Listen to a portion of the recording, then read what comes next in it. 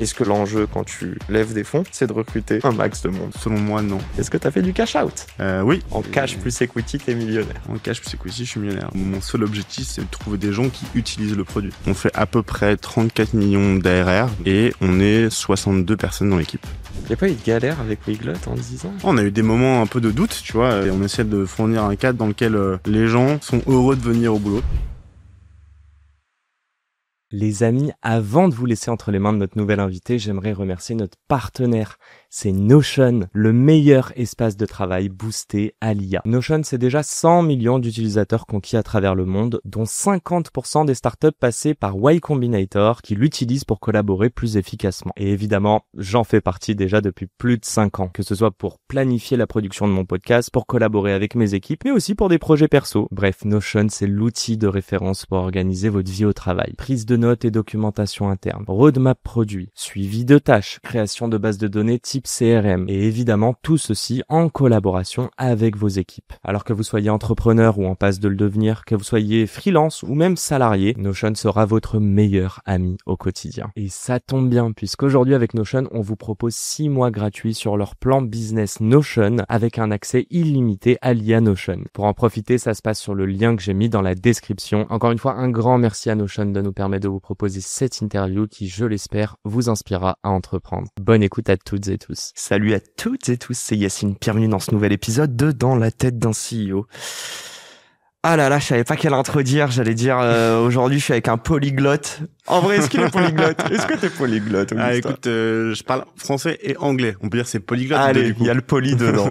Bon, raconte, j'ai le plaisir en tout cas de recevoir le fondateur, cofondateur de Weglot. Qu'est-ce que Weglot? Weglot, c'est une solution qui permet de traduire un site web. Putain, attends, excuse-moi, c'est très mal poli. Ma première question qui devrait être, c'est comment ça va, Augustin? Ça va dans très quel bien. Mindset es-tu là? Écoute, ça va très bien. Je suis très content d'être avec toi aujourd'hui.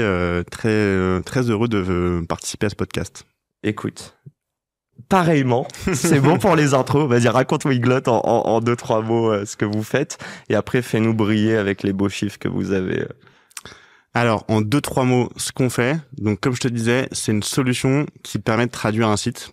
Donc ça veut dire quoi? Concrètement, quand un site web va nous ajouter, tu vas avoir un petit bouton de langue. Et toi, en tant que visiteur, si tu vas sur le site, si tu veux passer de français à anglais, espagnol, arabe, ce que tu veux, et ce petit bouton, c'est nous qui le mettons. Et la page traduite, c'est nous qui la proposons. On est invisible pour le visiteur, mais on est très utile pour le propriétaire du site ou le gestionnaire. Donc c'est du B2B. Ouais. Est-ce que c'est tech ou c'est humain ou c'est les deux pour traduire les sites? C'est tech. Et un peu humain. Il y a quand même mais c'est l'utilisateur qui va lui-même pouvoir gérer cette traduction. Ça fait combien de temps que vous existez? Ça fait presque 10 ans. On s'est rencontré avec Rémi, mon associé, le vrai génie de notre binôme, fin 2015. C'est lui que je devrais interviewer. Ouais, c'est lui. Franchement, en plus, t'as une boîte de produits.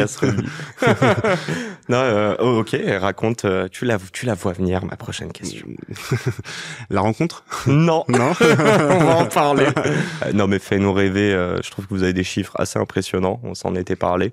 Je sais pas ce que tu peux balancer. Je veux pas trahir un secret de polichinelle, mais vas-y, raconte. Non, je peux te donner les chiffres. Aujourd'hui, on a environ 40 000 clients dans le monde entier. On fait à peu près 34 millions d'ARR, donc ça c'est la somme de nos abonnements. Et on est 62 personnes dans l'équipe. Alors là, je regarde la cam. Si un jour j'atteins ces stats, moi je vous le dis cash, il y aura pas d'humilité les gars. Moi je serais très fier et je vous dirais j'ai fait un truc de ouf. Putain, donc 34 millions, 62, on peut dire que vous faites 2 millions d'ARR par employé. On fait 500 000 euros d'ARR. Ah ouais, c'est l'inverse. Bon, c'est pas grave, mais qui fait ça pour une boîte? Et vous avez levé un petit peu, mais pas tant que ça. Non, on a levé un petit peu en 2017. Donc on a créé Weglot en 2016. Okay. Officiellement, on a levé un petit peu en 2017 avec Side Capital. Et ensuite, on a Partech qui est rentré aussi, qui a investi dans Weglot en 2022. Qui est ta ref en termes de boîte SaaS qui fait ça? Qui arrive à atteindre... Ma ref en termes de boîte... nous, on a une ref qu'on aime beaucoup avec Rémi. Je pense qu'on est Stripe. Stripe, c'est un espèce de modèle. Petite boîte. En toute humilité, on a souvent essayé de se présenter comme on veut faire le Stripe de la traduction et du multilingue. Alors, on n'a pas la même taille, c'est pas le même sphère, hein, mais je pense que c'est une rêve qu'on aime bien. À la fois comme état d'esprit, comme réussite. Stripe, c'est Y Combinator, non? Je crois qu'ils ont fait Y Combinator, ouais, t'as raison. Vous avez Apply? Non, on n'a pas Apply. Pourquoi vous avez pas Apply? On n'a pas Applied parce que quand on s'est rencontré avec Rémi, en fait, lui, il sortait d'une première aventure entrepreneuriale qu'il a faite avec un ami d'enfance, Alexis. Ils avaient fait un mix entre, on va dire, Le Bon Coin et Google Maps. Tu pouvais voir sur une app autour de toi qui est-ce qui vendait ou achetait des choses. Ok. Et pendant cette aventure-là, ils ont fait 2 incubateurs accélérateurs. Je crois qu'ils ont fait le Microsoft Accelerator et ils avaient aussi fait partie de The Family. Ok. Good old times. Et la conclusion, c'était un peu de se dire, ça peut aider un peu, Mais pas forcément besoin. mais à la fin, c'est peut-être c'est un peu du défocus et c'est du temps que tu mets pas dans ce qui est essentiel. Ça veut dire avoir des clients, avoir des utilisateurs et prendre leur retour et faire évoluer le produit. Mais tu vois, moi je pensais à un truc, c'est le fait de vouloir avoir une boîte internationale. Là, pour le coup, c'est un peu le cas. J'imagine, vu la nature de votre produit. YC, c'est pas le meilleur vecteur pour aller choper et être connu à l'international. On a beau dire ce qu'on veut sur The Family, même à l'époque. Je sais pas si The Family est connu en Silicon Valley. Alors, je te parle même pas de dans d'autres pays, mais... Non, c'est pas la même, je pense que c'est pas la même, c'est sûr que c'est pas la même notoriété, tu vois. C'est pas le vois. même reach. Ça aurait pu vous aider en soi, mais c'était pas un enjeu à l'époque. Je pense qu'on s'est même pas posé la question, en fait. Okay. Nous, on s'est plutôt dit, comment est-ce qu'on fait pour avoir des users? Et ensuite, comment est-ce qu'on transforme ces utilisateurs en clients? Et il se trouve que notre première un peu traction commerciale, on l'a trouvé dans un channel qui était un canal de distribution qui était assez international dès le début. Le site était en anglais tout de suite. Donc, naturellement, dès le début, on avait des premiers clients qui étaient pas en France. Et aussi en France, mais pas que. Donc, on n'a pas eu ce besoin de se dire il faut qu'on aille faire un programme ou un YC pour essayer d'avoir une notoriété ou une visibilité internationale. On va dire que c'est une belle intro en matière. En fait, je vais plonger la tête la première dedans. J'ai envie de parler du 0 to 1. Je pense que tu vas pouvoir commencer par l'association avec Rémi, du coup, essayer de comprendre quand vous vous êtes rencontrés. Mais j'aimerais bien, tu vois, qu'on essaie de se positionner vis-à-vis de personnes, genre moi, ou genre nos auditeurs et auditrices, qui sont à l'aube de monter une boîte. Tu vois, une des questions que j'allais te dire, c'est limite, est-ce que tu penses que vouloir apply dans des incubateurs quand t'es en train de monter ton produit et que tu l'as pas encore vendu, est-ce que limite c'est un défocus, tu vois, en termes d'enjeux pour ta boîte? Mais tu vas nous distiller tes petits conseils. Raconte un petit peu le 0 to 1 il y a 10 ans.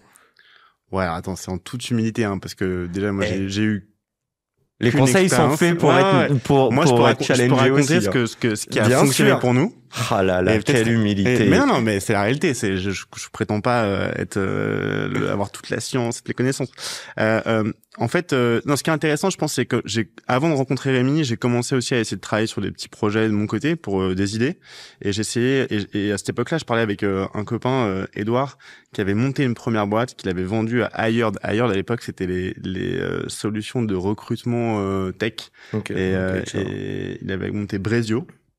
Il avait monté, pardon. Braze.io. Ok. Et donc, j'étais un peu à lui parler pour avoir des conseils un peu sur, et il me disait, tu te concentres que sur une chose, tu vas le plus vite possible vers l'utilisateur, vers le client, il n'y a que ça qui compte. Un seul produit ou multi-produit, par exemple, à ce moment-là?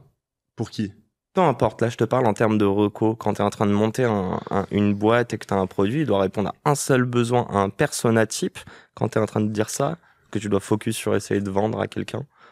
Ouais, à ce moment-là, je pense que tu es en train d'essayer de chercher une forme de rencontre entre ce que tu proposes et un problème que tu essaies de résoudre. Et ça marche s'il y a une bonne tension, s'il y a de la demande.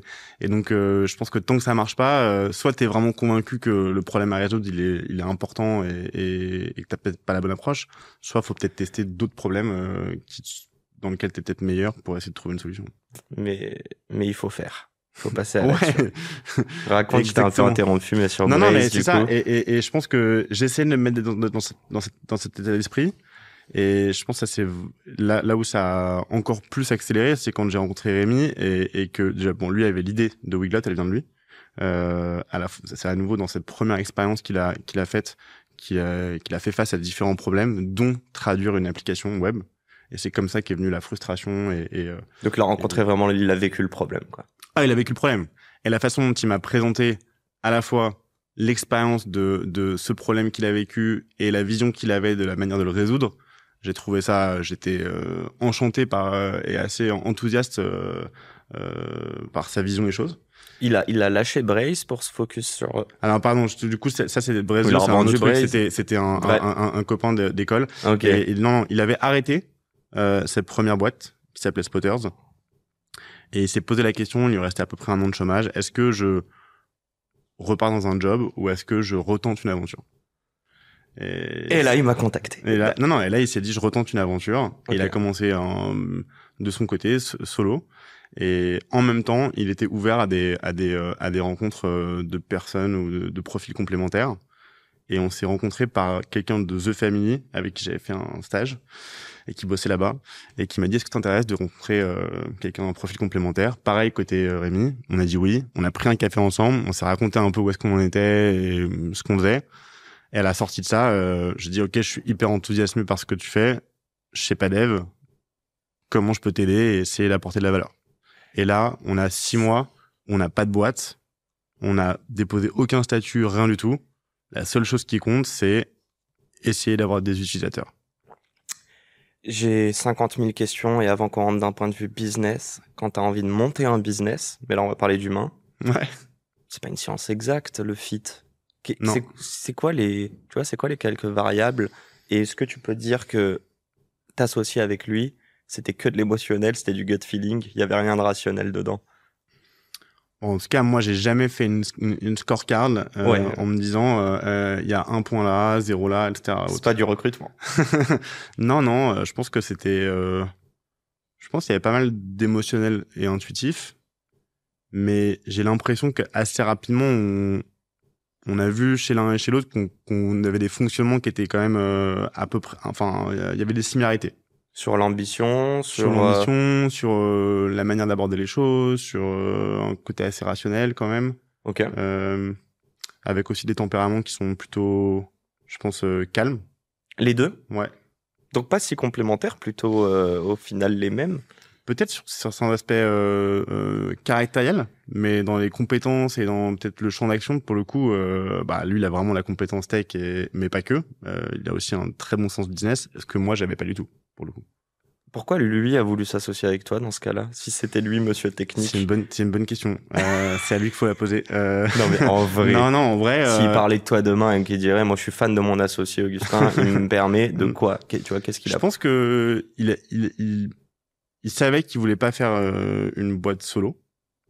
Parce que tout seul, c'est quand même, en tout cas à cette époque-là, aujourd'hui ça peut peut-être changer un peu, mais tout seul, je pense que c'est difficile de faire face à toutes les incertitudes, au-delà de pouvoir décupler un peu la force de frappe. Ouais. T'as aussi le niveau d'incertitude, l'énergie, l'enthousiasme qu'il faut avoir, et si t'es seul à le porter, il y a des gens qui arrivent très bien. Je suis admiratif d'ailleurs de ceux qui arrivent. Je pense que pour lui et pour moi, on avait plutôt comme idée de pas être seul dans nos aventures entrepreneuriales. Tu n'aurais jamais monté Weglot sans Rémi? Ah bah non. Impossible. Impossible, c'est son idée. Ok. Si demain Rémi décidait de quitter Weglot, tu continuerais l'aventure? C'est une très bonne question. J'ai pas la réponse aujourd'hui. Aujourd'hui, je pense que je l'envisage difficilement. Tu préfères te planter avec lui que réussir tout seul? Pour Weglot, en tout cas, et son bébé presque, j'ai l'impression, en tout cas d'un point de vue idéation. Ouais, je pense qu'on est plus forts tous les deux. Je pense que on a un enthousiasme, un optimisme. On va se planter vite, mais on a une capacité, je pense, de rebond qui est très puissante, très forte. Donc okay. Ça, à deux, je pense qu'on sera bien meilleur. Alors que tout seul, si je me plante, je pense que je serai pas aussi rapide et réactif. Tu préfères gagner le Ballon d'Or ou la Coupe du Monde? Ouais, c'est Coupe du Monde. Tu vois un peu vers quoi j'essaie de te faire tendre, oui, j'essaie de comprendre, mais est-ce que le collectif, l'idée de créer une boîte, là on va aussi parler un petit peu après des employés, donc vous êtes 62, ce qui est pas énorme en soi, hein, pour le nombre de chiffres d'affaires que vous faites et en 10 ans, mais on va en parler. Et j'essaie de comprendre, est-ce que c'est l'aventure humaine? Est-ce que c'est les gens que vous servez à travers votre produit, donc à savoir vos clients, mais aussi les utilisateurs finaux, nous? ou est-ce que c'est faire du cash et mener une boîte? Tu vois, il est où le curseur pour toi? Je vais même pas dire de bonheur, je vais dire de succès, parce que je pense que les deux sont liés. Si demain, pour toi, tu considères, parce que je vois bien que, vu qu'on t'en parle, t'es pas encore arrivé au succès prétendu que tu voudrais avoir, si t'as ce succès et qu'il y a plus Rémi dans l'équation, c'est pas un succès pour toi? Ça dépend de la configuration dans laquelle il est plus là. Si c'est désiré et souhaité et que j'en continue seul parce qu'on l'un et l'autre on préfère que ce soit comme ça, pourquoi pas. Mais je pense que j'aurais beaucoup moins de plaisir et je parle juste de plaisir, genre juste de tous les jours, de ce que tu fais, de ton travail, de ce que tu arrives à ou pas accomplir, à le faire avec lui. Je te fais un peu chier dans tout ça, mais concrètement, juste y penser, tu sens que ça te fait chier d'envisager l'idée qui se barre? Ouais, je pense. Ouais, hein, c'est un truc. J'aimerais savoir une chose. Il y a 10 ans, vous vous êtes rencontrés, vous vous connaissiez pas ou très peu? Non. Ouais, même pas, en vrai. Pas. Déjà, premièrement, est-ce que tu recommanderais à des gens de s'associer avec quelqu'un qu'ils ne connaissent pas versus avec quelqu'un qu'ils connaissent? Parce que je pense qu'il y a pas, c'est pas noir ou blanc, hein, mais c'est deux biais et on va en parler, mais elle ressemble à quoi la relation aujourd'hui, tu vois, 10 ans plus tard? Écoute, je pense que est-ce que t'as intérêt à t'associer avec quelqu'un que tu connais ou que tu connais pas? Bon, il y a pas une seule réponse possible. Ce qui est sûr, c'est que quand tu connais pas, tu pars avec zéro biais émotionnel ou tu vois, ou affectif de ta relation d'avant. Donc si c'est familial ou si c'est amical, au moins il y a pas ça dans l'équation. T'as pas peur Ce qu'il y a en plus potentiellement, c'est la confiance, peut-être qu'il y a un cran supérieur. Après, la confiance, tu la construis assez vite quand même. Et je pense que c'est aussi une des choses qui fait la force de notre association, c'est qu'on se fait énormément confiance l'un et l'autre. Tu peux dire qu'il y a eu des tests au début? Et c'est comme ça dans n'importe quelle relation. Je pense que les tests, ils ont été faits de manière très pratique en fait. Ok, tu t'occupes de ça et en fait, il revient. On avance. Tu reviens. Est-ce que tu apportes de la valeur? Est-ce que tu fais des choses? Est-ce que dans le tous les jours, on a plaisir à bosser ensemble? Est-ce qu'on continue de bosser ensemble? En fait, ce test, il s'est un peu fait pendant ces 6 mois où on n'avait pas de boîte sans soi. Les premiers euros de chiffre d'affaires, on les a touchés sur le compte de Rémi. Le compte Stripe, il était sur le compte de Rémi, personnel. Et je pense que le test, il vient plutôt de là, tu vois. C'est très pratique, pragmatique, quoi. C'est drôle parce que en plus tu parles d'argent et je crois que j'en parlais avec Ariel de Augment qui me disait mais en fait à partir du moment où où il y a 2 cartes, un seul compte, t'es obligé de faire confiance quoi parce que s'il veut il vide le compte. Je voudrais savoir 10 ans plus tard. Ouais. Est-ce que vous êtes potes? C'est différent. C'est pas pote. C'est malgré qu'il y ait autant de parce que je pense qu'il y a de l'émotion dans tout ce que vous faites au quotidien. Ouais, je pense qu'il y a je pense que c'est encore autre chose.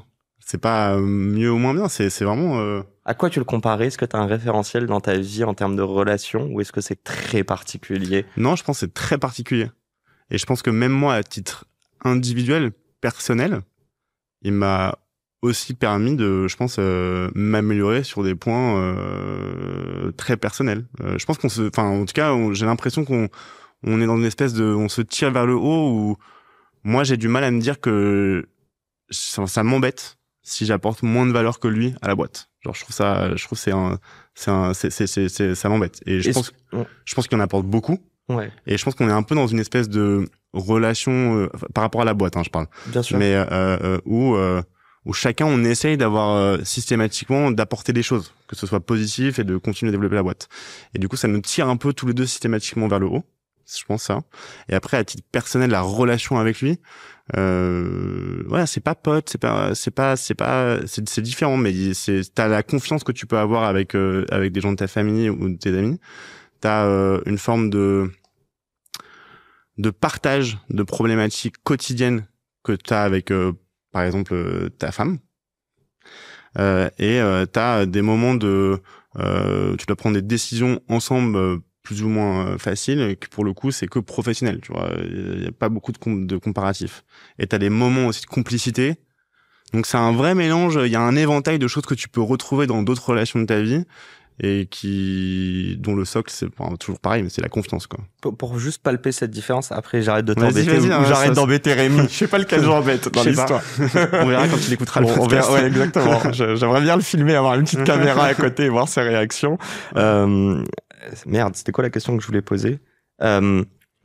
Déjà, je crois que tu l'as dit, hein, mais le fait d'avoir quelqu'un, toi, même quand t'es down, bah, savoir que quelqu'un compte sur toi, j'ai l'impression te permet aussi de te motiver.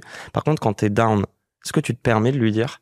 Est-ce que, en fait, quand vous partagez plein de problématiques au quotidien qui parfois, même avec des employés, peuvent, tu vois, c'est de l'émotionnel, c'est du relationnel, c'est pas tangible ou c'est pas rationnel. Est-ce qu'il y a des choses où tu te dis, dans ma vie, je me suis embrouillé avec ma femme ou j'ai des problèmes avec, je sais pas, ma famille, mes potes. Voilà, il rigole. Non, il ne s'embrouille pas avec sa femme. En gros, est-ce que tu t'octroies de lui parler de ça parce que tu considères que c'est un prisme qu'il doit aborder aujourd'hui? Parce que t'es pas très bien, concrètement. Et parce que un truc qu'il pourra te dire aujourd'hui, ben, tu vas mal le recevoir, alors que si ça avait été la veille, tu l'aurais très bien reçu parce qu'il n'y avait pas cette variable. Elle est où la limite avec le perso dans tout ça? Je pense que si ça t'affecte dans ton quotidien pro, et si potentiellement ça vient un peu ou freiner ou un peu perturber le professionnel et tes réactions, ce que tu peux apporter, bah, c'est important d'en parler dans ce cas-là. Ouais. Ok, donc sans forcément rentrer dans les détails, mais au moins prévenir, quoi. Ouais, je pense. Après. Et ça vous arrive? Ça vous est déjà arrivé? Oh, on est des gens très calmes, très chill. Oh, il me saoule déjà. Non, mais tu vois, par exemple, on a rarement, tu vois, je pense, c'est pas arrivé, on peut se partager des infos sur comment est-ce qu'on est et si on est un peu moins bien haute, mais c'est pas beaucoup arrivé, hein. Franchement, j'ai pas d'exemple comme ça en tête. Bon, et question bonus. J'ai dit que j'ai arrêté mes questions. Vas-y. Il y a eu des embrouilles? Dis la vérité. Bah, franchement, je crois pas. Alors, il y a eu des désaccords. C'est pas la même chose, mais. Ouais, des désaccords, mais en fait, pas tant. Tu vois, genre, il y a un truc auquel on se réfère souvent, c'est quand on fait passer des entretiens. Nous, aujourd'hui encore, on voit tout le monde. Toute personne qui rentre chez Weglot, elle finit avec un entretien avec Rémi et moi. En même temps? En même temps. Ok. Tous les deux. Et peut-être plus les stagiaires. Non, plus les stagiaires. Okay. Mais sinon tout le monde. Et dans ce cas-là, à la fin, on se partage un peu nos impressions. Et je pense que de manière assez aléatoire, une fois c'est lui qui te donne son impression en premier, une fois ça peut être moi, autre. On n'a jamais été pas d'accord. On a toujours eu.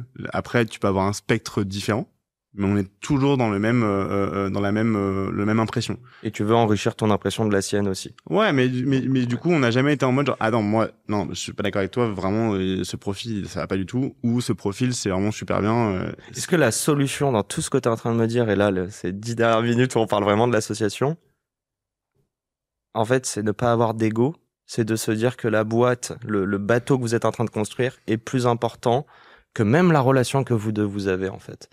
Oui, ça, je pense que je suis d'accord avec toi. Je pense qu'on en a, comme tout le monde a de l'ego, mais on a une très bonne capacité à le mettre de côté pour l'intérêt de la boîte. Et de faire passer l'intérêt de la boîte le plus possible en premier. D'avoir un ego collectif et pas un ego individuel. Une ambition collective et pas une ambition individuelle. Et ils le ressentent, les équipes, ça? Est-ce que j'espère. vous êtes des bons managers? Ouais, c'est à eux qu'il faut demander. Hein. Il y a pas d'école, enfin j'allais dire il y a pas d'école de management. Si, il y en a, mais je suis pas sûr qu'elle t'apprenne à être manager. Bon, on va revenir un petit peu au 0 to 1.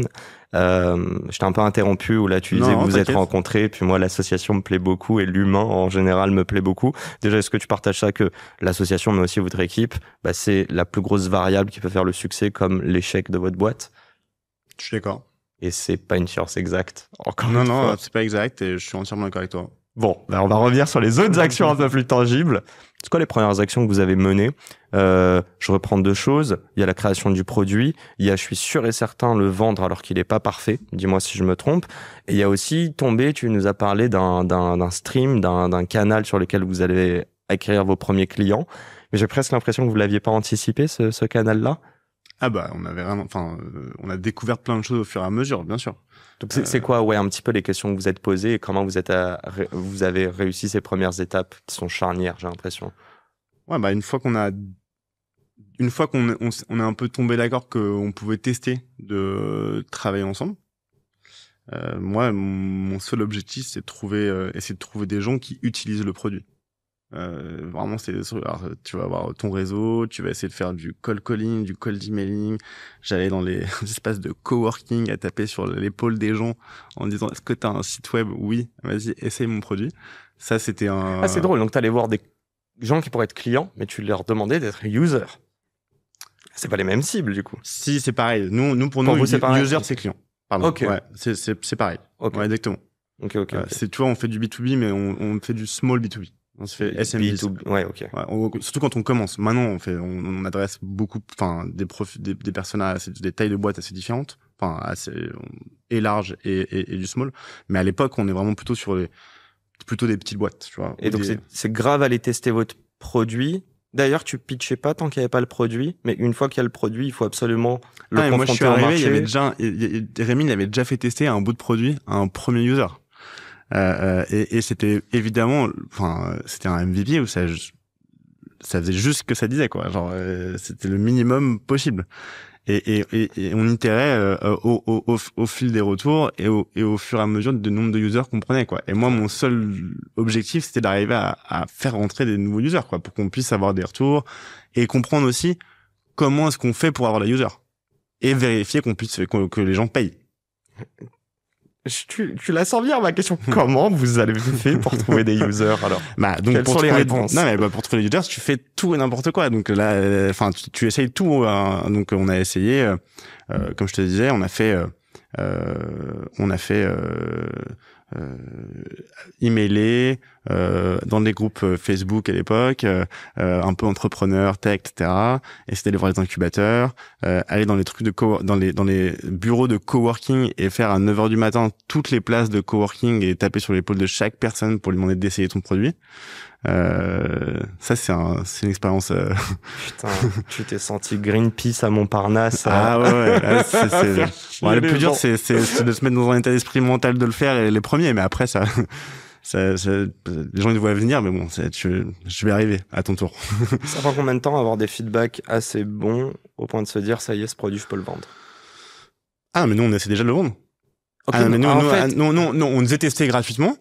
Et puis les gens qui rentraient dans le funnel, après, si ils étaient intéressés, on leur disait pas tu le gagnes gratuitement. Non, donc vous avez signé des gens juste sur un MVP qui répondait à une fonction primaire. Bien sûr. Okay. C'était quoi la première langue? Ou c'était une seule langue ou plusieurs langues dès le départ? Non, plusieurs langues dès le départ. Ok. Ouais. Et c'était quoi quand tu disais une seule fonction à laquelle ça répondait? Non, mais ça permettait d'avoir un bouton de langue sur ton site qui permet de passer ton site de français à l'anglais ou l'espagnol et d'avoir un tableau de bord dans lequel tu peux voir tes traductions et les changer si tu le souhaites.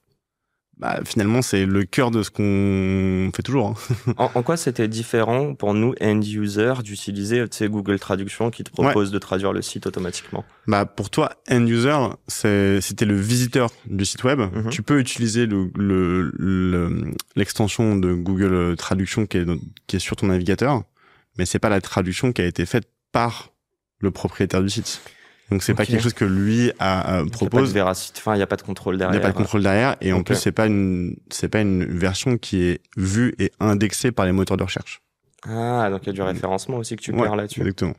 D'accord. Putain, on va toucher à plein de choses. Attends, mini question, c'est quoi l'enjeu? C'est bête ce que je vais dire, mais c'est quoi l'enjeu pour vos clients de devoir traduire leur site? Et j'ai l'impression que c'est implicite et logique, mais tu vois, le SEO, je l'avais pas forcément en compte. Ouais, le SEO, simplement pour avoir des nouveaux canaux d'acquisition, essayer d'arriver à attirer du trafic qui est pas son trafic en langue originale. C'est aujourd'hui, en 2025, on doit être, et déjà il y a 10 ans, mais on doit être très local quand on s'adresse à des pays, même si on est une boîte internationale. Ouais. Je sais pas, Stripe, je les trouve pas très locaux, j'ai l'impression que c'est très, mais bon. Ils ont quand même une version française, une version française-canadienne, je pense, une version française-française. Non, ils sont malgré que ce soit le même produit, la même fonction. Ouais. Il y a un déclic. Il y a un moment où, pendant ces phases d'itération au début, même si vous arrivez à vendre et que vous enrichissez le produit, vous l'améliorez, il y a un moment où vous vous dites, on doit aller prouver notre product market fit et donc là, essayer de vendre que ce produit à ce persona type qu'on a identifié et être sûr qu'il y a un vrai besoin marché auquel on répond. je pense que le déclic, c'est quand on parlait à ces potentiels utilisateurs et clients, beaucoup nous ont dit non mais c'est très bien, mais en fait comment tu fais pour mettre ça dans mon site WordPress? T'as un plugin? Et bon, on te dit ça une fois. Moi, je connaissais pas WordPress, mais Rémi non plus. Une fois, tu dis bon, ok, 2 fois, puis c'est quand même revenu pas mal de fois. Donc à un moment, on s'est dit bon bah peut-être ça vaut le coup de regarder comment est-ce qu'on peut éventuellement embarquer l'ajout de notre solution dans un plugin pour que ce soit un peu plus simple pour les gens de l'ajouter sur leur site, quoi. Et en faisant ça, on s'aperçoit aussi de 2 choses. C'est que tu peux être listé sur un répertoire de plugins public. C'est l'équivalent de l'App Store. Hein, donc c'est du sur lequel il y a du trafic tous les jours. Ok. Et en plus, ça me permettait d'avoir une solution qui était meilleure pour le SEO. Dans le fonctionnement de WordPress, passer par un plugin. Donc ces 2 choses-là combinées ensemble ont fait que on arrivait à, d'un coup, avoir un nombre d'utilisateurs récurrents qui arrivait en inbound tous les jours. Qu'est-ce que vous auriez dû faire avant pour vous en rendre compte plus tôt? Parce que j'ai l'impression que tu me dis, au bout de 3, 4, 5 retours, vous avez dit, on va peut-être creuser ça. Vous n'avez pas fait de customer research au tout début? Donc, vous n'avez pas posé ces questions un peu plus basiques de tout simplement où est-ce qu'est host ton site? Si, on les posait, mais au fur et à mesure, avec chaque nouvel utilisateur à qui on parlait, tu vois. Donc, on avait quelqu'un qui avait un PrestaShop, on essayait de lui demander, OK, comment tu t'as fait pour l'ajouter? Donc, on sentait quand même qu'il y a un truc qui se dessinait un peu qui dépendait de la manière dont tu créais ton site. Donc, à l'époque, c'était le début non, c'est déjà pas mal avancé, mais il y avait les CMS. Et donc, on sentait qu'il y avait quelque chose qui pouvait être intéressant pour nous.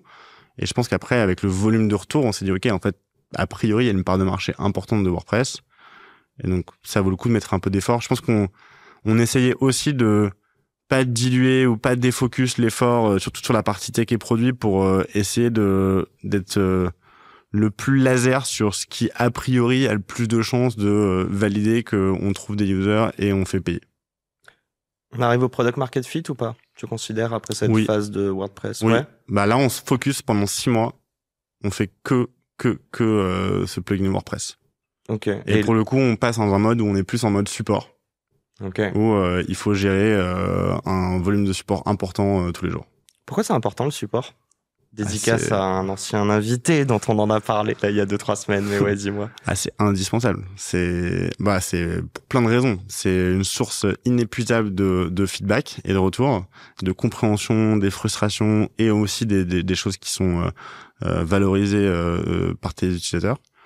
Et je pense qu'à la fin, c'est je sais pas si tu as déjà été confronté à des problématiques de support, mais l'expérience que tu as, elle est aussi liée au support à partir du moment où tu les contactes. En plus, tu fais l'effort de les contacter. Donc je pense il y a un aspect sales, satisfaire ton client, mais aussi un aspect feedback produit, aspect sales et aspect expérience globale. Et nous, ça, dès le départ, bon, déjà, on fait le support tous les deux parce que c'est un bon problème, c'est génial. On a plein de retours directement tous les jours. Et aussi, on comprend que l'expérience globale, on peut essayer de la valoriser avec les avis clients. Et c'est aussi un bon outil pour nous pour arriver à avoir des bonnes notes. Et c'est un truc sur lequel on a travaillé dès le début et qui est aujourd'hui encore ultra important pour nous. Donc c'est quoi le NPS de Weglot?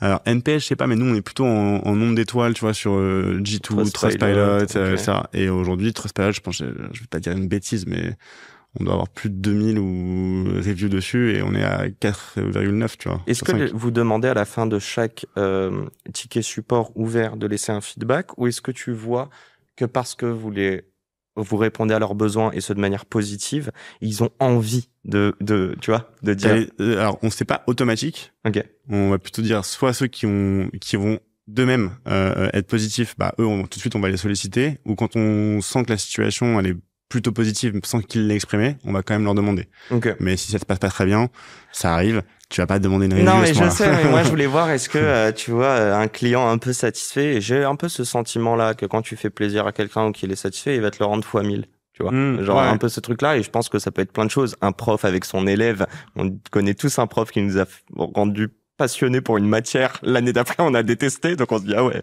c'était vraiment dû au prof. Et je pense qu'il y a un peu ça avec les clients. Je voulais juste un peu wrap up et faire une petite conclusion là-dessus. Et je veux qu'on la travaille ensemble, mais c'est quoi les key learnings sur ce 0 to 1? C'est quoi, je reviens un petit peu à s'il y a des gens qui nous écoutent, mais allez, c'est quoi les 3-5 commandements que tu te donnerais si demain tu remontais une boîte un peu pareil? Les commandements. Ben moi, je pense que je vais te dire des choses qu'on m'a dites et que ce qui est très difficile, c'est que tu peux les entendre. Mais entre les entendre et les appliquer, c'est difficile. Je pense que tu as besoin de faire tes erreurs pour te rendre compte des choses. Donc, je pense que les commandements, ça sert pas à grand chose. Je pense qu'en revanche, il faut vite faire. C'est juste dans la méthode. C'est juste faire, c'est vite tester. Et se rendre compte très vite, de ça marche ou ça marche pas. Et c'est ok de faire des erreurs ou de pas appliquer des conseils. En revanche, faut être dans l'action permanente. Qu'est-ce que vous avez chié? Qu'est-ce qu'on a chié? Il n'y a pas eu de galère avec Weglot en 10 ans? Franchement, ça a été une progression.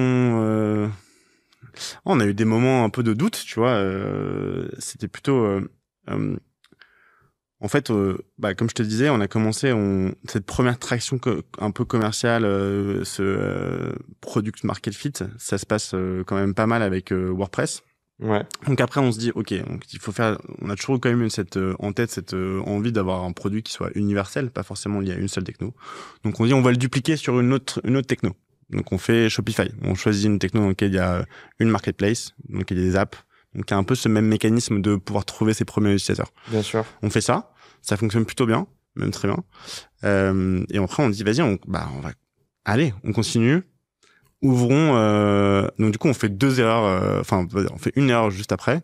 On dit, faisons la même chose sur les frameworks de langage de développement web. Donc en gros, quand tu utilises du PHP, tu vas utiliser par exemple un framework qui s'appelle Symfony. Okay. Et Symfony, ils ont un peu une sorte de pas des plugins, ça s'appelle des bundles. Tu fais des bundles pour faire des fonctionnalités dans Symfony.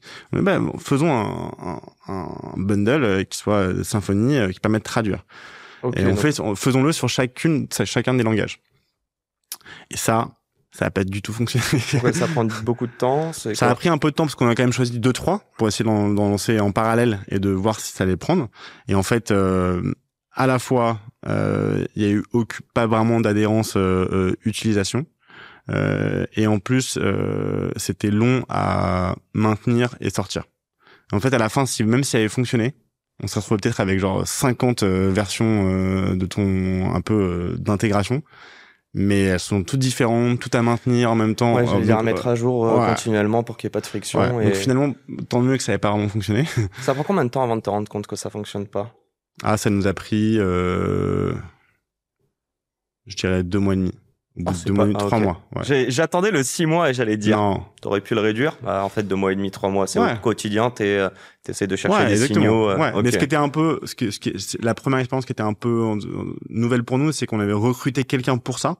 Okay. Et donc du coup, on a mis fin. Après, ils comprenaient aussi, hein, mais c'était pas forcément hyper. Tu t'en pas hyper bien d'avoir fait venir quelqu'un pour quelque chose, ça fonctionne pas, et du coup, faut C'est un échec. Ouais, c'est un peu un échec, mais c'est aussi un apprentissage. Je pense que tu fais venir les gens quand tu sais et que t'as un peu un niveau d'incertitude qui est suffisamment bas, quoi. Alors, il faut un peu tester les choses soi-même avant de faire venir des gens pour le développer, peut-être.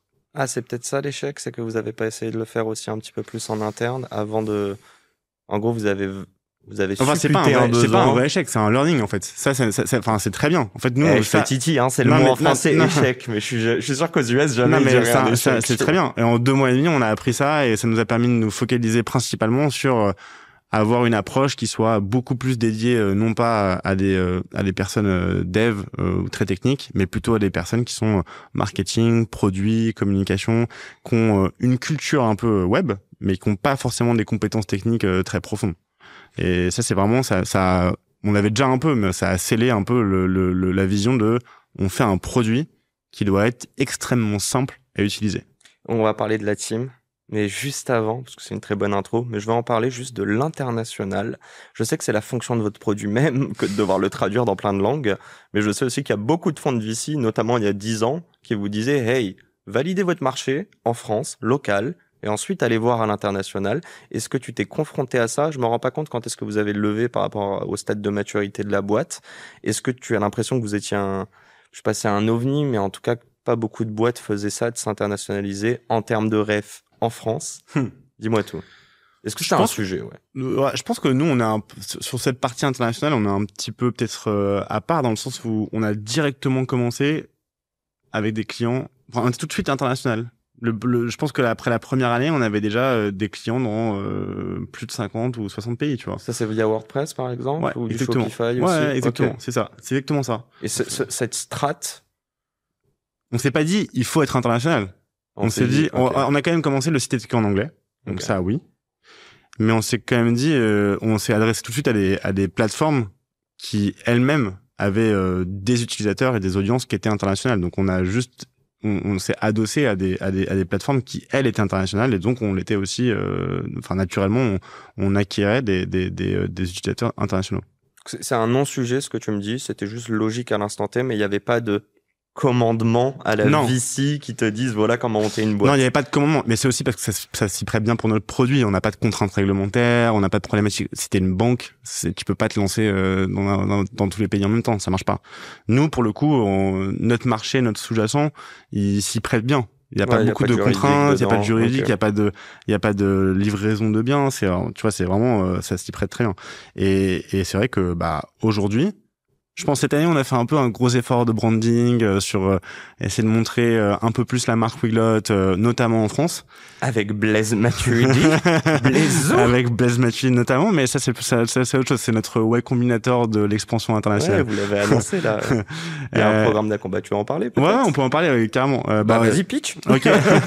Bien sûr, on lance le premier programme d'accompagnement d'accélérateur international en France, totalement gratuit. Où l'idée, c'est de prendre 6 boîtes, et ces 6 boîtes-là, en 3 mois, de les amener à ouvrir un pays. Donc la traduction, c'est une partie de ta problématique, mais c'est pas que. Et pour le faire, on les accompagne, nous, plus des experts dans chacun de leurs domaines. Donc experts, par exemple, sur l'Allemagne, si c'est l'Allemagne, experts en ads, si c'est dans des ads, voilà. Et le but, c'est vraiment d'avoir quelque chose de rythmé, dans l'action, dans le concret, pour qu'à la fin des 3 mois, idéalement, t'as réussi à avoir du trafic et du chiffre d'affaires dans ce nouveau pays. Et si c'est pas le cas, ça peut arriver, t'as appris. Et tu sais pourquoi ou comment est-ce qu'il faut faire différemment, ou s'il faut faire un autre pays, ou si peut-être c'est pas pour toi l'expansion internationale à ce moment-là. Donc, les personnes que vous accompagnez, les 6 boîtes. D'ailleurs, là, les candidatures sont ouvertes, j'imagine. Les candidatures sont ouvertes, mais ça ferme dans le 26 juin. On est le 26 juin, genre, on est le 25. On est le 25, demain. Mais bon, j'espère probablement hier ou avant-hier, ou je sais pas quand est-ce que ça sortira. Je pense même il y a une semaine. Enfin, on va voir, faut me laisser le temps de monter tout ça. Mais la question toute simple, si c'est gratuit et que eux en face peuvent gagner soit du business, soit de l'apprentissage, qu'est-ce que vous gagnez? Nous, on gagne. On s'est toujours un peu positionné en se disant, on trouve ça trop bien d'essayer de fournir la meilleure solution possible dans le monde pour traduire un site. Mais à la fin, ce qui serait encore plus génial, c'est que les gens ils puissent réellement faire grossir leur business grâce à nous, au moins indirectement ou un petit peu. Et ça, c'est une manière de déjà mettre un pied dedans sur comment est-ce qu'on peut mieux comprendre les problématiques au-delà de la traduction pour effectivement arriver à faire du chiffre d'affaires. Donc nous, ça nous permet d'accompagner ces 6 boîtes et d'avoir un feedback ultra qualitatif, avoir de la visibilité en créant un programme qui est visible, qui permet aussi à des boîtes françaises de rayonner au-delà de la France. Et c'est quand même, à la fin, quand tu traduis, c'est quand même un peu ta finalité. Donc pour ces 2 raisons-là, on trouvait que c'était intéressant. Et la 3e, ça ouvre là aussi l'option d'avoir si ça fonctionne, d'avoir une récurrence où tous les ans, on fait chaque saison, on accompagne des boîtes pour essayer de les faire rayonner et de leur faire ouvrir des marchés, grâce à nous. J'allais dire allez apply ou non du coup, mais les 6 boîtes qui vont être accompagnées, bravo. Tu l'as pas dit, mais moi je vois quand même qu'il y a en fait, tu me parles de com, tu pourrais juste tartiner de posts LinkedIn, de pubs, tu vois, dans le métro, etc. Bon, vous en faites, il me semble, mais pas que. Enfin, un peu quand même. Mais oula, ça gargouille, désolé. Non, c'est une très bonne intro. Je veux parler de l'équipe et je veux utiliser le mot responsabilité. Vous êtes des employeurs, vous avez créé une boîte from scratch, et pour autant, il y a des gens qui vous rejoignent, il y en a qui quittent leur job, il y en a qui commencent leur carrière chez vous. C'est quoi la responsabilité que tu as en tant que manager, en tant qu'employeur? J'adore ce mot. C'est une référence à François Damiens. Mais bref. Et non, l'autre question dedans, c'est même pas une question. Enfin, si, c'est une question, mais pourquoi vous donnez de l'equity à tous les employés? Peut-être pas les stagiaires, mais les autres. Il y a plein de questions. Responsabilité, et je pense qu'elle est liée, que quand tu as une responsabilité, que tu veux les engager, j'ai l'impression que l'une des carottes, c'est aussi qu'ils fassent partie du projet. Bien sûr. Responsabilité, je pense que c'est le moyen pour avoir de l'impact dans ce que tu fais. Je pense que on essaie de trouver des gens, c'est pas trouver des gens, on propose des opportunités de nous rejoindre. Et le job, c'est d'essayer d'avoir de l'impact dans ton équipe ou à l'échelle de Weglot. Et à l'échelle de Weglot du coup, en étant responsable de ton expertise ou de l'expertise que tu vas développer. Typiquement, un exemple, c'est si on parle du programme Blaise Matuidi, qui est pas un programme Blaise Matuidi, parrainé par Blaise Matuidi, qui donc ce programme d'accélération internationale, c'est une super idée de Elodie, qui nous a rejoint il y a quelques mois. Coucou Elodie. et voilà, elle s'est dit, il y a peut-être une opportunité de faire un programme d'accélération internationale. Ah, en plus, on peut peut-être avoir une personnalité qui le parraine. En plus, ça peut peut-être ouvrir des options pour avoir une communauté derrière de boîtes intéressées pour aller à l'international à la recherche de conseils et de tips. Donc, en fait, elle est venue avec l'idée, l'envie de la réaliser. Et c'était ça, elle est responsable de cette partie-là. Ça se passe, franchement, je suis admiratif du temps, de la rapidité avec laquelle elle l'a mis sur pied et jusqu'à présent on a plus de 300 candidatures et c'est bien parti pour être un beau succès. Donc ça c'est la responsabilité, je pense. C'est d'essayer d'offrir l'opportunité d'avoir de l'impact et de la responsabilité au sein de l'équipe. Et tu vois que c'est une demande de tes employés d'avoir de l'equity plutôt qu'un plus gros salaire? Je pense qu'il y a pas, c'est pas l'un ou l'autre. Je pense que nous, on a plutôt une philosophie de se dire les deux. On vous paye bien et on vous file des pas. Je pense pas on paye pas du tout bien ou beaucoup plus que le marché. On doit être dans le marché. Mais c'est important pour nous que chacun puisse avoir aussi une partie de la valeur qui participe à créer. Et l'equity, en tout cas en l'occurrence les BSPCE, c'est un bon outil pour ça. Et ça permet d'aligner les intérêts de l'équipe, quoi. Dernière question là-dessus, mais qui est vraie. Un employeur, c'est quoi son rôle en fait? Quand je reviens sur la responsabilité, est-ce qu'il est business? Est-ce qu'il est sur la carrière pro? Faire grandir les gens? Est-ce qu'il est aussi participer au bonheur des personnes, étant donné qu'ils passent une bonne partie de leur journée dans ta boîte? Qu'est-ce que t'en penses là-dessus? Ouais, c'est une très bonne question. Ah, ça veut dire qu'il a pas la réponse. Non, j'ai pas la réponse. C'est quoi sa responsabilité? Je pense que t'as l'occasion d'offrir un référentiel avec... chaque entreprise a un peu son système de fonctionnement avec ses valeurs, ses règles et autres. Donc, en tant qu'employeur, c'est en tout cas, nous, en tant qu'employeur, je peux parler que nous, on essaie de fournir un cadre dans lequel les gens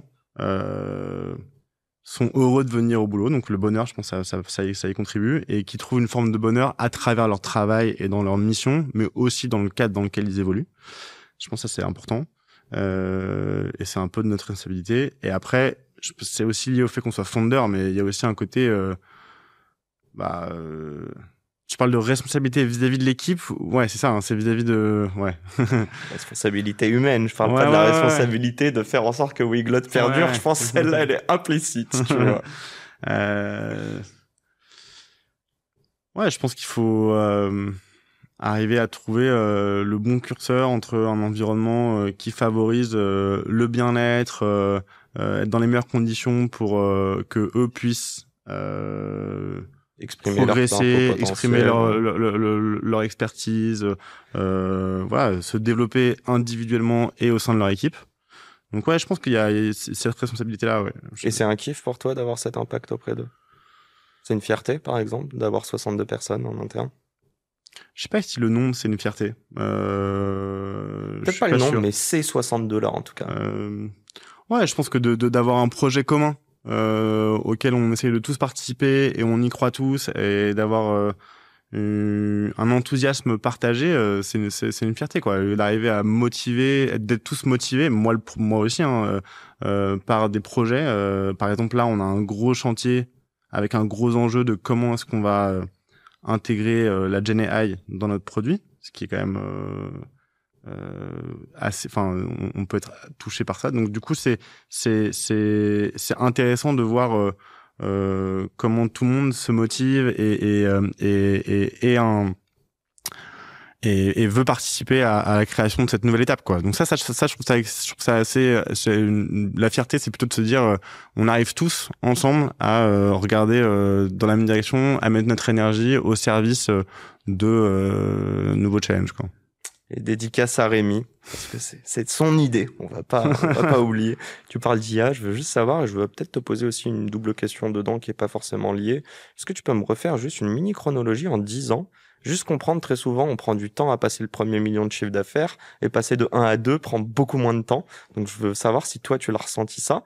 Et je veux aussi savoir l'IA, rapidement, mais ça va révolutionner votre business, la manière dont vous approchez la traduction et votre produit? Donc deux questions. Une bonne question, ouais. J'allais dire, à la base, je le vois se gratter sa tête quand je parle d'humain. Je me dis, bon, je vais arrêter de le faire chier, mais en fait... Non, mais tu me fais pas chier, hein. Pas du tout. J'espère que tu vas pas quitter ce podcast. Ça m'est jamais arrivé pour le moment. J'espère que je te donne pas l'impression que je vais quitter ce podcast encore. Non, dans 10 ans, un petit retour en arrière sur 10 ans, ouais, bah, on a commencé en 2015, on s'est rencontré avec Rémi. On a créé la boîte officiellement début 2016, donc on aura les 10 ans l'année prochaine. Okay. Quand on était en 2017, début 2017, on devait faire à peu près, je dirais 150 000 de ARR à l'époque. Ouais, donc 10K d'MRR, quoi. Ouais, exactement. Okay. Et avec ça, on se rémunère, clairement pas.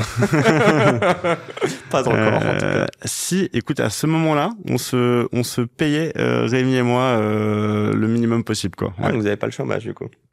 Moi, je l'avais pas. Rémi l'avait jusqu'à une certaine date, quoi. Ouais, 1 an ou 2. Ok. Ouais. Ensuite, le premier million d'AR, je vais... grosso modo, hein. Mais ouais, grosso modo, j'ai l'impression que c'est de mémoire dans 2018. Donc, ok, 2 ans plus tard. Non, même pas 1 an plus tard, au final. Ouais, ou Attends, 2019. Vous avez fait x10 en 1 an? Non, j'ai dit une bêtise, donc ça fait 83 000 euros de MR. Ouais, on doit être en 2019, il me semble. Okay. Ensuite, on va parler du 10 millions derrière. Je pense que c'est pas mal, c'est fin 2021. Donc en 2 ans. Fois 10. Donc ça devait être 2018, donc 2020, ouais, 2021, 10 millions. Attends, c'est ouf. Tu fasses on va dire, allez, grosso modo, 150K à 1 million, tu prends 2-3 ans et tu prends à peu près cette même période pour refaire fois 10 de 1 à 10. Ouais. C'est quoi le plus dur? C'est de faire de 150 à 1 million ou de 1 à 10 et ensuite de 10 à 34? Qu'est-ce que tu considères quand je te dis le plus difficile, c'est non pas en termes d'effort, mais en termes de quand tu te fixes l'objectif, à quel point tu y crois? Ah bah, je pense que le plus incertain, ouais, c'est le 0 à 1. Et c'était le plus douloureux et en même temps le plus plaisant? Non, c'est pas forcément le plus douloureux. T'as rien à perdre. T'as une forme de naïveté. T'es à la découverte, l'exploration. Non, je pense que tu fais des montagnes russes tous les jours. Mais je dirais pas qu'en termes d'effort personnel, c'est forcément ça m'a coûté plus. Et après, je pense que passer de 1 à 10, c'est moins incertain. Okay. Mais c'est difficile. C'est une mini parenthèse sur l'IA. Je pense qu'il y a un petit enjeu. Est-ce que tu peux juste m'en parler rapide? Il va nous rester quelques minutes et on va refaire un beau tour dans ta tête, comme si on l'avait pas fait depuis tout à l'heure. Mais tu vas très vite comprendre. Mais ouais, l'IA, déjà, est-ce que c'était un sujet il y a 10 piges? Oui, mais non, on a assez rapidement, on a un peu embarqué l'IA avec nous, sans que ça s'appelle IA. Mais dès le début, l'idée de Weglot, c'est d'avoir une première couche de traduction qui soit automatique. Et à l'époque, donc du coup, c'est du machine learning que vous faisiez c'était tu vois, Google Translate, Microsoft Bing, Microsoft Translate. Mais qui apprend et qui s'enrichit à chaque fois. Non, qui apprend pas, qui s'enrichit. C'est à l'époque, ils utilisent. Après, ensuite, il y a DeepL qui arrive. Ils ont des modèles qui sont des modèles neuronaux et c'est du NMT. Neuronal Machine Translation. Okay. Avant c'est du statistique, et après c'est du neuronal. Okay. Et donc ça en fait c'est de l'IA. Qui dit neuronal dit qu'il y a un enrichissement humain aussi dedans ou un apprentissage. Dit que c'est pas simplement des probabilités sur la position dans la phrase, mais que il y a une forme d'entraînement sur des corpus de texte, donc sur des bases de données volumineuses. Et cette Gen AI aujourd'hui, elle vous aide. C'est pas de la Gen AI du coup à l'époque. Non, mais aujourd'hui, du coup, l'évolution de l'IA, c'est plutôt du. En fait, est-ce que c'est sur de la trad et votre produit même, ou est-ce que c'est plutôt en sous-marin des process en interne qui vous permettent d'être beaucoup plus efficace? C'est à 3 niveaux. C'est sur la trad, on veut l'intégrer. Donc l'idée c'est de pouvoir mettre à disposition. En fait, là où la Gen AI on trouve qu'est meilleure, enfin c'est pas nous, hein, c'est les users. On a fait des tests avec eux. C'est que quand tu donnes du contexte à la Gen AI, elle est très forte pour te proposer des traductions qui sont bonnes pour ton audience. Si tu veux une audience qui est par exemple B2C, informelle, non technique, en précisant que toi tu travailles dans telle industrie, ça va être vraiment très très pertinent et de très bonne qualité. Et en plus ça peut apprendre avec les différents éléments que tu vas peut-être lui fournir ensuite pour faire des modifications. Okay. Donc ça permet d'avoir vraiment une traduction de la qualité où a priori elle est meilleure. Après sur les process en interne, on l'utilise dans pas mal, je pense dans toutes les équipes dev, équipe produit, équipe sales et autres. Et ensuite en canal de distribution, c'est le 3e volet. Aujourd'hui, je crois que tu as à peu près 1 milliard de recherches par jour qui sont faites maintenant via les LLM sur les 13 milliards, les 13 je crois avec Google. C'est important vu la tendance d'arriver à comprendre et à comment ça fonctionne et comment est-ce qu'on peut être mentionné et apparaître dans les réponses des recherches. Donc là, je vais te poser quelques questions un peu en rafale. Ok. On va voir si tu peux répondre aussi rapidement. Que qui? Que le débit que je vais te donner en termes de questions.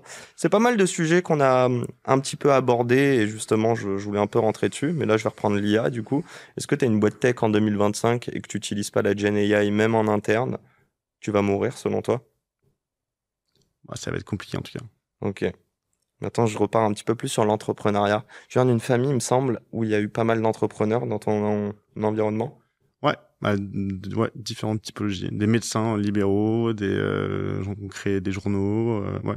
Est-ce que sans ces personnes qui t'ont montré que c'est possible, sans ce référentiel que tu as eu peut-être plus jeune, t'aurais monté une boîte ou t'aurais envie de monter une boîte, tu penses? Je pense que ça a participé à avoir un modèle de possible de l'entrepreneur, entrepreneuse. Oui. Donc je pense que ça a participé au fait que je me suis dit que c'était possible et que c'était potentiellement un truc qui m'intéresserait. Malgré voir ces gens le faire, certains réussir et d'autres voir beaucoup de galères. Tu as aussi parlé de montagne russe tout à l'heure, mais tu as utilisé un mot qui était la naïveté. Est-ce que la naïveté, c'est le moteur de la mise en action? Je parle d'entrepreneuriat, mais de manière globale. Est-ce que la naïveté, c'est le contraire d'avoir peur et d'être anxiogène vis-à-vis de quelque chose? Ça participe, hein. Je pense qu'il faut une forme d'insouciance et d'ignorance pour agir. Est-ce que lever des fonds avec des fonds d'investissement, c'est un vecteur de succès pour une start-up? Non. Est-ce que lever des fonds permet du coup de recruter du monde et que l'enjeu quand tu lèves des fonds, c'est de recruter un max de monde? Selon moi, non. Je sais bien, selon toi, non. Sinon, vous serez pas que 60. 62. Est-ce qu'en 10 ans de boîte, un entrepreneur peut déjà être riche sur la boîte qu'il a montée, du coup? T'as plein de formes de richesse. Mais si c'est une richesse matérielle et financière, oui, c'est possible. Comment? Par exemple, c'est en fonction de la rémunération que tu te verses et si tu arrives à faire du secondaire avec un investissement dans ta boîte. Est-ce que tu te verses une belle rémunération après 10 ans? Je me verse une bonne rémunération, ouais. T'es le mieux payé de la boîte? Non. Je le savais, j'adore ça. Mais j'ai aucun founder que j'ai rencontré qui me dirait oui. Et l'autre question là-dessus, est-ce que tu as fait du cash out? Oui, on a fait un peu de cash out à l'occasion de l'investissement de Partech dans Weglot en 2022. Ouais. Pourquoi c'est mais important? on est resté majoritaire avec Rémi. Pourquoi donc après 7 ans de boîte, il me semble, 6-7 ans, pourquoi c'est important de devoir capter un petit peu de valeur à ce moment-là et de cash out? Je sais pas si c'est important, mais c'est un bon moyen de Pourquoi vous l'avez fait? dérisquer un investissement de temps et d'énergie que tu as passé pendant 6-7 ans. Si tu as l'occasion de le faire tout en gardant un alignement, je pense. Enfin, nous, ce qui était important pour nous, c'était de continuer d'être majoritaire et de pouvoir développer Weglot comme on espérait le faire et comme on le souhaitait. Et en même temps, arriver à éventuellement pouvoir dérisquer un peu et donc du coup faire un petit peu de cash out. Et il se trouve que ça s'est bien présenté avec l'arrivée de Partech, les conditions de marché de l'époque. 34 millions d'ARR. Ouais. Donc je pense qu'en 2022, vous en faisiez un petit peu moins. Est-ce qu'on peut dire que tu es millionnaire? Ah bah, on peut dire que avec la participation que j'ai dans Weglot, oui, je suis millionnaire. Mais pas juste avec le cash out, du coup. En cash plus equity, t'es millionnaire. En cash plus equity, je suis millionnaire. Est-ce que t'es riche, du coup? Moi, je pense que la richesse, elle se résume pas au financier. Hein. Je pense que la richesse, c'est tous les jours. Est-ce que t'es heureux de faire ce que tu fais? Est-ce que quand tu est-ce que t'es aussi heureux et t'as un bon équilibre familial? Donc oui, pour toutes ces raisons, je suis riche. Est-ce qu'un jour ta place de CEO à la tête de Weglot pourrait être compromise? Est-ce qu'il y a une date d'expiration? Ouais, bien sûr. À partir du moment où probablement j'apporte pas suffisamment de valeur pour la boîte ou pour l'équipe ou si à un moment, je sais pas, peut-être qu'un jour, on sait pas, hein, t'en as un peu marre. Ça peut arriver, hein, il y a des gens qui c'est possible. Et bah dans ce cas, probablement il faut arrêter avant de devenir un frein pour la boîte et ouais. Donc c'est oui. Mais tu resteras à vie le fondateur ou cofondateur du coup. Ça c'est sûr. Bah, c'est ça un c'est titre. oui, ça c'est ça. Est-ce que Weglot c'est ton bébé? Est-ce que Weglot c'est mon bébé? Bon, je dis ça, il a 3 gosses, donc attention. Hein. Ouais, c'est une forme de bébé, bien sûr. Je pense. Mais il y a des limites d'un point de vue émotionnel ou pas? Ouais, bien sûr, il y a des limites d'un point de vue émotionnel. Non, je pense que notre objectif avec Rémi, et pour le coup, on est assez aligné là-dessus, c'est que Weglot, ce soit le plus indépendant possible de nous-mêmes. Du coup, ça ressemble un petit peu aussi à un bébé. C'est vrai que tu fais des enfants pour leur donner tous les outils possibles pour qu'un jour, ils puissent être les meilleurs possibles sans toi. Donc, il y a un peu cette idée-là aussi. Est-ce que Weglot, l'objectif, c'est une IPO ou ce serait une revente? C'est pas comme ça qu'on voit les choses. Je pense que notre objectif pour nous, c'est d'essayer de proposer vraiment la meilleure solution du marché aux problèmes de la traduction de site et la traduction d'applications en général. Et là, à court terme, à 1-3 ans, c'est comment est-ce que on arrive à continuer de développer le produit pour aller dans cette direction. Et si tout se passe bien, je pense qu'on aura plusieurs scénarios possibles pour la suite pour Weglot et on choisira en fonction de ce qui est le meilleur pour Weglot et l'équipe. Putain, qu'est-ce qu'il est fort. Il a pas voulu me répondre. Parce qu'en général, moi, je veux savoir c'est quoi. Mais bref, est-ce que si demain tu n'es plus à la tête de Weglot, tu signes un CDI ou tu remontes une boîte? Ah, c'est... Franchement, comme ça, je dirais plutôt je remonte une boîte, mais je pense qu'il faut jamais dire jamais. Mais plutôt remonter une boîte, ouais. Ok. C'est quoi le truc qui te fait le plus chier dans l'entrepreneuriat? Qui me fait le plus chier?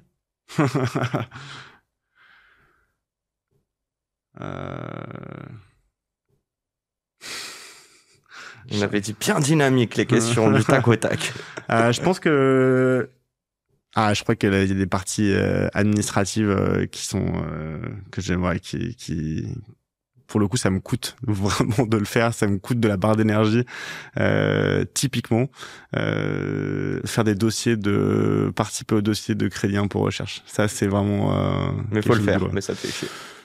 Tu peux poser la question, peut-être qu'en fait faut juste pas le faire. Ah, mais c'est de l'argent gratuit entre guillemets, mais c'est intéressant. T'es en train de dire que par moment, il vaut peut-être mieux vendre ton produit à des clients et aller chercher cet peut-être argent. que c'est l'énergie qui est mal mise au mauvais endroit, tu vois. Ok. Est-ce qu'en 2025, être un entrepreneur, c'est que t'es obligé de faire du sport 3 fois par semaine? Je fais du sport 3 fois par semaine. Ouais. Et je vous déteste, chers entrepreneurs. On est obligé en 2025 d'être l'homme parfait quand on entreprend.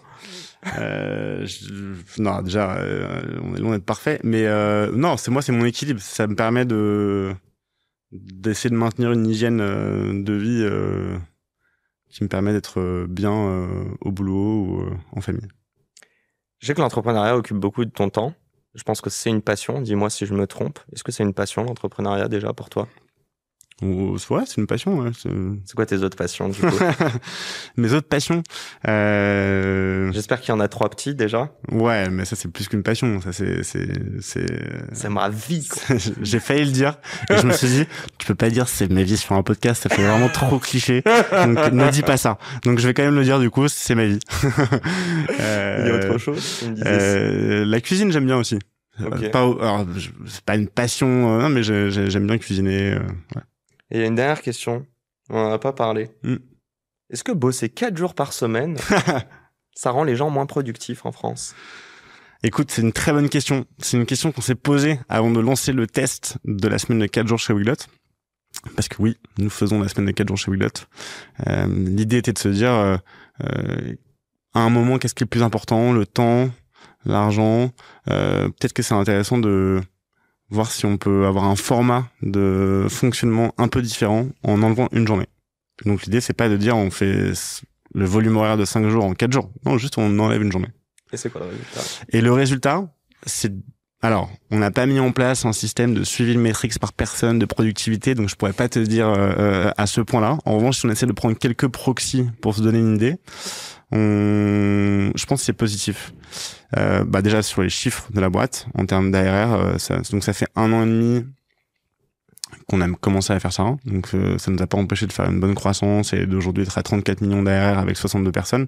Donc si tu rapportes le montant d'ARR par personne, on est toujours dans des standards qui sont assez hauts.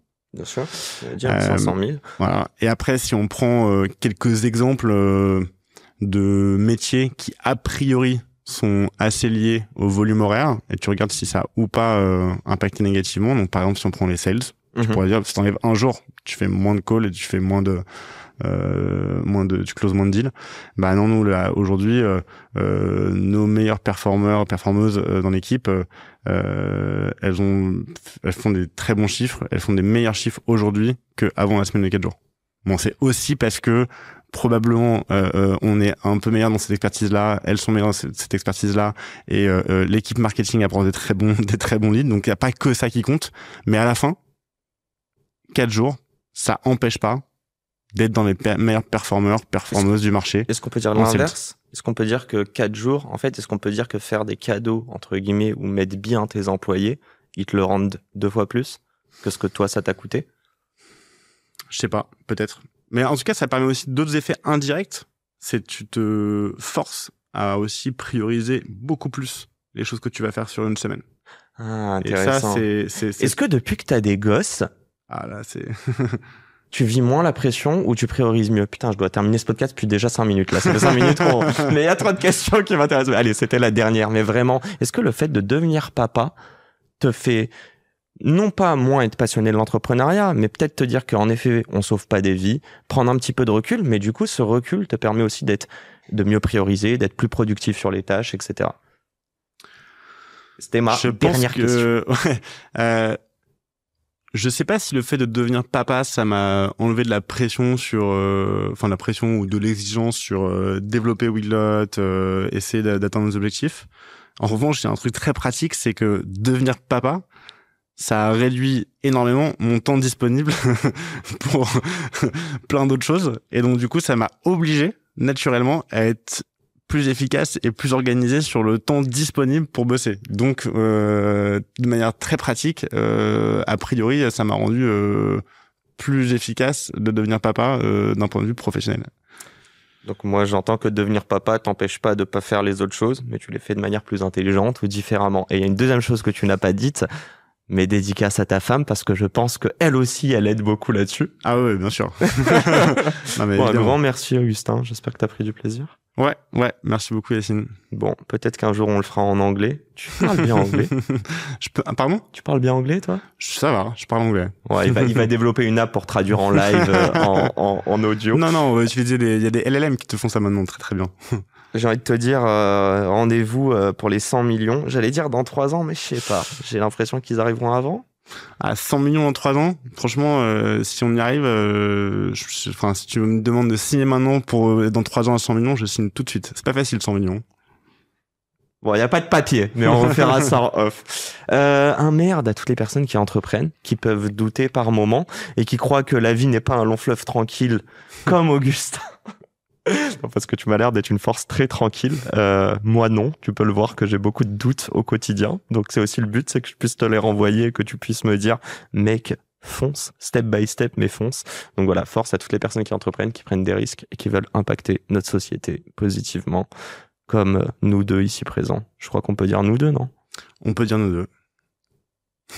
À la semaine pro pour un nouvel épisode. Ciao, ciao. C'est déjà la fin de cet épisode. J'espère qu'il vous a plu. Si c'est le cas, pourquoi vous nous le diriez pas? Laissez-nous un petit commentaire, un petit like, partagez-le à des amis, des personnes qui seraient susceptibles d'aimer cet épisode. Et n'hésitez pas non plus à nous proposer des invités pour les prochains épisodes. Le prochain épisode sort lundi. Je vous laisse vous abonner dès maintenant. Et encore une fois, merci de nous soutenir et de nous écouter. Un grand merde à toutes les personnes qui entreprennent.